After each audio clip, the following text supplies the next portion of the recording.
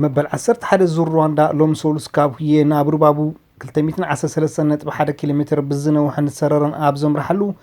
ኤርትራዊ ተቀዳዳማይ ክለብ ኣሳና መርሃዊ ቅዱስ ኣርሓናይት ውድድር ኮይኑ ውዒሎም ተወዳደርቲ ካብ መበገሲ ቦታ ምስ ነቕሉ 4 ተቀዳደምቲ ካብ መውራድቶም ሃዲሞም ዳርጋ 150 ኪሎ ሜትራት ዝተጓዓዙ ክኾኑ ከለው ጸኒሑ ግን ናብዚ ናይ ሎሚ መዓልቲ መድረኽ ናይ ክልተ ካሊታት ጸብለታ ሒዙ ቢጫ ማልያ ዝኣተወ መርሃዊ ክብሩ ንምዕቃብ ኣብ ዝወሰዶ ስጉምቲ ንዓባይ ጉጅለ ዘርዚሩ ናብ 20 ተቀዳደምቲ ኣጉዲልዋ መርሃዊ ናህሩ መመሪሱ ኣብ ዝወሰኸሉ ሃዲማን ዝነበረት ጉጅለ ኣርኪቡ ከሓልፋ ከሎ ኣባል ሃገራዊ ጋንታ ኤርትራ ሄኖክ ሙሉ ብርሃን ዝርከቦም 5 ተቀዳደምቲ ጥራይ ስዒቦም መርሃዊ በዝውን ስለዘይዓገበ ኣራግጹ ኣይሐየልሞ ኣብዚ መስርሕ ድማ ኩሎም ምስኡ ዝነበሩ ተቀዳደምቲ ካብኡ ዘልሓጢሎም ተሪፎም ብድሕሪኡ እዚ ወዲ 25 ዓመት ተቀዳዳማይ ንተረርቲ ዓቀበት በርኻታት ሩዋንዳ በይኑ ብምብሓት ናብ ቅድሚት ተወንጨፈም መርሃዊ ንዝተወሰነ ዙርያታት በይኑ ድሕሪ ምጓዓዝ ተቀዳዳማይ ክለብ እስራኤል ሳይክሊንግ አካዳሚ ማቲዮ ባዲሊቲን ተቀዳዳማይ ክለብ ኢንተርፕሮ አግሪ ሪካርዶን ተባራሪዮም ብድሕሪ ክንደይ ጻዕሪ ኣርኪቦም ጸኒሑን ራይን ታራማይ ካብ ክለብ ዲሬክት ኤነርጂ ንበዓል መርሃዊ ተጸምቢርዎም መርሃዊ ምዞም ተቀዳደምቲ ሓቢሩ ናብ መዛዘም ሕንጻጽ ክበጽሕ ስለዘይፈተወ ነታ ዝነበረት ጉጅለ ብተደጋጋሚ መጥቃዕትታት ኣናወጻ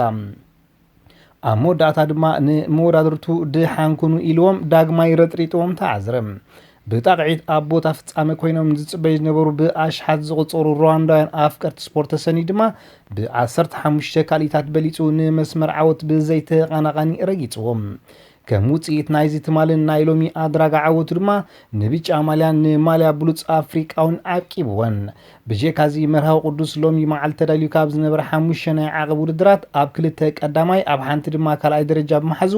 ብ21 ነጥቢ ንማልያ ኣንበሳ ዓቐብ ዋንነቱ ገይርዋ ኣሎ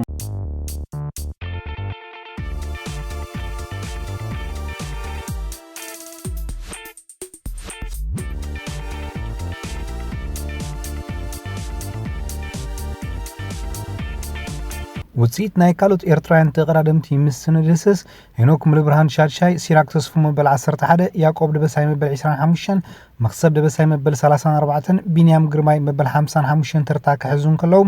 ተቀዳዳማይ ክለብ እስራኤል ሳይክሊንግ ኤርትራዊ ሾርናው ዓወት ገብረ መድን ድማ መበል 14 ደረጃ ሒዙም ንቀጠልያ ማልያ ሮሃን ዱፕሌ ካብ ክለብ ፕሮቴክ ንጻዕዳ ማልያ ጀረሚ ቤሊካውድ ካብ ክለብ ኢኪፕ ብለቢሶም መናለው ብጋንታ ክለብ ኣሳና መራሒት ክትኮን ከላ ሃገራት ጋንታ ኤርትራ ካብ ሳልሳይ ናብ 4ይ ደረጃ ወሪዳላ ራብዓይ መድረኽ ዙር ሩዋንዳ ጽባሕ ረቡዕ ካብ ሩባቡ ናብ ካሮንጊ ብናይ 102.6 ኪሎ ሜትር ቅድድም ክቕጽል እዩ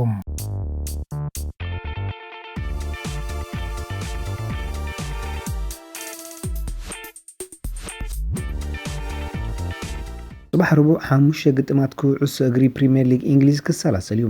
በዚ መሰረት ንማንቸስተር ሲቲ ብሓደ ነጥቢ በሊፃ ንፕሪሚየር ሊግ እንግሊዝ ትቕልሶ ዘላ ሊቨርፑል መሪሕነታ ንምዕቃብ ኣብ እተካይዶ ጾታ ኣብ ሜዳ ንዋትፎርድ ከተእንግዳ ዝሓለፈ ሰንበት ኣብ ኦልድ ትራፎርድ ክልተ ነጥብታት ዘጥፈትን ብሲቲ እትህደንን ዘላ ሊቨርፑል ጸብለልታ ናብ ሓደ ነጥቢ ጥራይ ወሪዱ ምህላው ካብ ሕጂ ንድሓር ዝኾነ ይኹን ነጥቢ እንተዳ ከሲራ ኣብ ናይ ሻምፒዮንነት ጉዕዞ ኣሰፍ ዘይብል ክሳራ ከምጻላ እዩ ስለ ዝኾነ ጥንቃቐ ዝመልኦ ጾታ ክትጻወት ኣለዋ 10 ተጻዋቲ ተሃሪሞሞ ከም ዘለው ዝገለጸ ኦሊ ጉናር ሾልሻየር ኣብቲ ራብዓይ ደረጃ ንመሓዝ ዝገብሮ ዘሎ ምትሕንናቕ ኣብ ስታዲየም ሴልሁርስት ፓላስ ምስ ክሪስታል ፓላስ ክገጥም እዩ ኣርሰናሉን ሒዛቶ ንዘላ ናይ ራብዓይ ደረጃ ቦታ ንዘይምሕዳግ ኣብ ሜዳ ምስ ቦርንማውዝ ክትፋለም እያ መንበሩ ነቕነቕ ዝብል ዘሎ ማውሪዚዮ ሳሪ ምናልባት ምስ ቸልሲ ኮይኑ ንመወዳእታ ግዜ ዘካይዶ ዘሎ ግጥም ክኸውን ኣብ ዝኽእል ጸወታ ኣንጻር እታ ዝሓለፈ ሰንበት ብበርንሌይ ዝተሰናኸለ ቶተንሃም ክራኸብ እዩ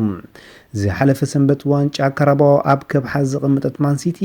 ንሊቨርፑል ኣርኪባ ንምሕላፍ ንዌስትሃም ከተጋይሻ እያ ኣብ ጸድፊ ሙራድ ዝርከባ ሳውዝሃምፕተን ፉልሃምን ድማ ነንሕድሕደን ክፈታተና እየን ካብ እንግሊዝ ናብ ስፓኛ ምስ ንሰግር ጎባል ክለባት እታ ሃገር ዝኾና ሪያል ማድሪድን ባርሴሎናን ብኣቆጻጸራ ምብራቕ ኣፍሪካ ጽባሕ ረቡዕ ካብ ሰዓት 7 ጀሚረን ግጥም ካልኣይ እግሪ ፍርቂ ፍጻሜ ኮፓ ዴር ሌይ ከካይዳየን ኣብ ቀዳማይ እግሪ ክልቲአን ጋንታታት ብናይ ሓባር ዓወት ሓደ ብሓደ ተፈላለየን ነይረን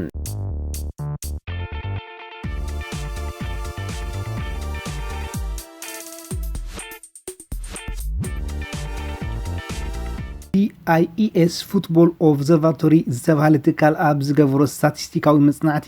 ንኣርጀንቲናዊ ሊዮነል ሜሲ ናይ ዓመት 2018 ዝበለጸ ዕዉት ኣሽከዓይ ማለት ድሪብለር ኮይኑ ረኺብዎም። እቲ መጽናዕቲ ኣብ ልዕሊ ኣብ 5 ዝዓብያ ሊጋት ኩዕሶ እግሪ ኤውሮጳ ማለት እንግሊዝ፣ ስፓኛን፣ ኢጣልያን፣ ፈረንሳይን ጀርመንን ዝነጥፉ ተጻወትቲ ዝተኻየደ ክኸውን ከሎ ኣብቲ ዓመት ትሕቲ 1800 ደቂቕ ዝተጻወቱ ስፖርታውያን ኣብ ግምት ኣየተወን። ብመሰረቱ ውጽኢት ሜሲ ኣብ ነፍሲ ወከፍ 19.2 ደቂቕ ብመጋጥምቱ ከይተመንጠለ ከሽክዕ ብምኽኣሉ ቀዳማይ ደረጃ ክሕዝ ከሎ ተጻዋታይ ፈረንሳይት ክለብ ኒስ ኣላን ሴንት ማክሚሰን ብ19.8 ደቂቕ ካልኣይ ናይ ክንፊ ኣጥቃዓይ ክለብ ቸልሲ ኤዲን ሃዛርድ ድማ ብ21 ደቂቕ ሳልሳይ ደረጃ ሒዞም ኣለዉ።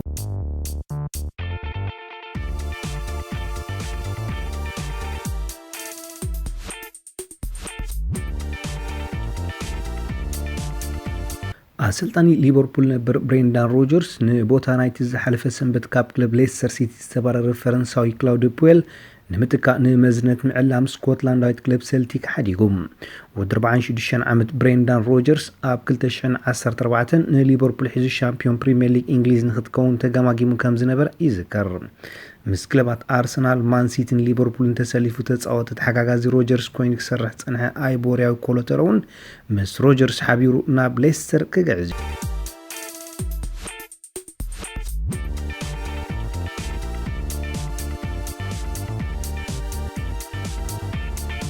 ኣባል ሃገራዊት ጋንታ እንግሊዝን ክለባት ሚድልስብሮ፣ ማንቸስተር ሲቲን ሳንደርላንድን ዝነበረ ኣዳም ጆንሰን ኣብ ዝመጽእ ሒደት ሳምንታት ካብ ቤት ማሕቡስ ክልቀቕ ምዃኑ ትማል ምሸት ተዘርግሐ ሓበሬታታት ኣፍሊጡ። ኣብ 2016 ዓመተ ምህረት ምስ ትሕቲ ዕድመ ማለት ጓል 15 ዓመት ደጋፊት ንግብረ ስጋዊ ርክብ ዝምልከት ትሕሶ ዘለዎም ዛዕባታት ብምዕላሉ ነታ ጓል ኣንስተይቲ ድማ ብምስዓሙን ናይ 6 ዓመት ማእሰር ተፈሪዱ ኣብ ቤት ማእሰርቲ ዘሎ ጆንሰን ካብ ማእሰርቲ ድሕሪ ምፍትሑ ብ2 ሚልዮን ፓውንድ ኣብ ዝተሃንጸ ሓብቱ እትነብረሉ መንበሪ ገዛ ክገዕዝ እዩ። እዚ ገዛ ብጆንሰን ዝውነን ኮይኑ ንሱ ኣብ ቤት ማእሰርቲ ከሎ ተሰርሐ እዩ። ካብ ቀይዲ ሓራ ምስ ኮነ ኩዕሶ እግሪ ምጽዋት ክቕጽሎ ምዃኑ ዝገለጸ ቴክኒካዊ ክእለት ዝውንን ናይ ክንፊ ኣጥቃዒ ጆንሰን ብሰሪ እቲ ኣብ ልዕሊ ትሕቲ ዕድመ ጓል ኣንስተይቲ ዝፈጸሞ ገበን ኣብ ሃገራት ኤውሮጳ ዝርከባ ክለባት ንኸፈርምኦ ንስመን ጎዳኢ ብምዃኑ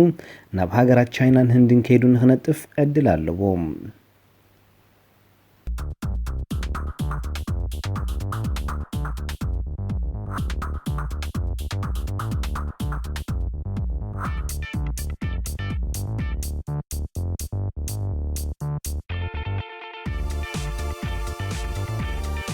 ባርከት ክብረትኩም ተኸታተልትና ንሎሚ ኣዳሊና ዝነበርና መደባት ኣብ ተዛዚሙሎ ኣብ ዝቕጽል ብኻልእ መደብ ስካዕ ንረኸብ ሰሰናዩ